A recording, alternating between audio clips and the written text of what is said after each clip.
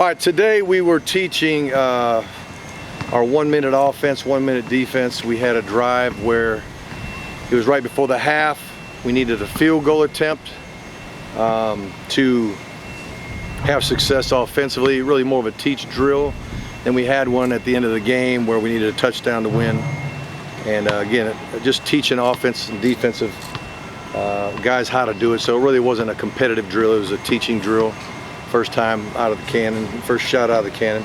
We did a little third and medium, third and long situation today, and but a shortened practice. We went helmets only, as you could see, and we did that just to kind of give them a little bit of a break. Tomorrow we won't practice, and then Monday we'll get cranked up again in pads and have a typical 2 hour and 15-minute practice, however long it is. So that's kind of where we're at today, more of a teaching day. You gave him yesterday off? Did you see yesterday afternoon. The second practice, right? Yeah. The reason for that, and did you see like a response? Well, to be honest with you, two things.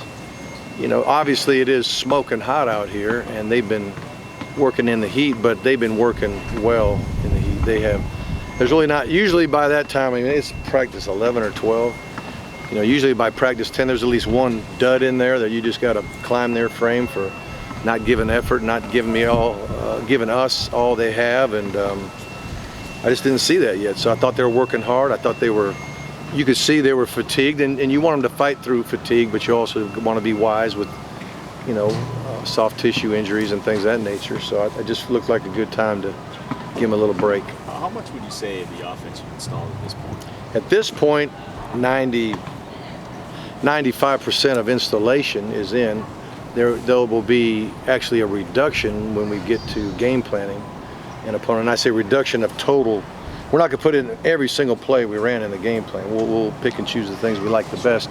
And there may be, a few plays that are specific for an opponent that might be added to it. But overall, let's just say hypothetically, if there's 100 plays we installed, we might have 50 going into a game. And 50 of the 100 that we've been working all along, and maybe a couple here and there that are new because of what we see on tape. Coach, how's Hunter Knighton doing? I don't know for sure, to be honest with you, because it's kind of we're working so many units, and I'm watching quarterback play so much. When we watch tape as a staff, I'm looking at it through the eyes of a quarterback's coach. So I'll see schematically if everybody's doing what they're supposed to do. Are we getting a hat on the right person? But I'm not specifically looking at his number to see how he's doing. So Coach Searles is the best guy to ask. He's been practicing pretty much out here. I saw him today. If you saw him today, he's practicing. So Tyreek Martin got the knee a little bit. Yeah, knee, non-surgical injury that'll keep him out a little bit. Is this pretty much normal, as the coach for you, the injury-wise at this point? Yeah, in camp? it's been, it's been very, very good to this point. Very few. Again, we've had one IV on a player and one IV on a coach. I won't say which coach, and we've had. I don't want to be bragging about anything because then things happen sometimes, but it's been good overall. I think there's been nothing catastrophic. There's been nothing that's been season-ending, so that's been good. We saw him today. I would imagine that there's maybe not much of an update, but anything with Deontay Mullins, he was out here. We saw him. We're still very encouraged about his arrival. We think that's going to happen. Well, we're anticipating that. You looking forward to Canes Fest?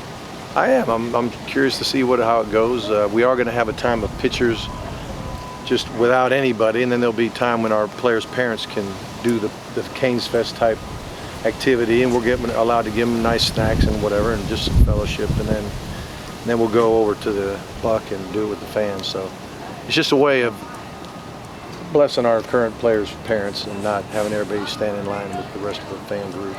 Hey Mark, is there still the possibility of maybe bringing in another transfer, or is that window sort of closed? If something popped up, possibly, but right now there's nothing that I would say is pending. But every once in a while it's like, hey, so-and-so's he's leaving, and look at his tape and find out what kind of kid he is and just see if he can fit real quick. I mean, there are things that still stirring around the nation. There are some guys that are declaring that, hey, I'm I'm a graduate transfer now and finally got a release or whatever it may be. But I'd say, you know, don't hold your breath on that, but don't be shocked if it did happen. It's kind of tough since you're not involved with this, but just do you have any thoughts on the SEC rule? You know, that was kind of with the guy who went from Alabama to Georgia. I didn't even listen. I didn't even. I know there's. I guess you have to have a waiver in order to make that kind of transfer. Is all I know. I kind of stayed out of that thing. Were you ever involved in a situation like that at Georgia? I've never. I've unconditionally released every guy that ever wanted to leave. Because I think life's too short. And you know, I'd call the commissioner and say if the kid wants to go wherever he wants to go, let him go. We had a kid go to. I think 2 kids go to Bama. At least one went to Auburn. Maybe 2. I'm trying to think what else, but I don't put a limitation. I got some players here, so all right. appreciate y'all.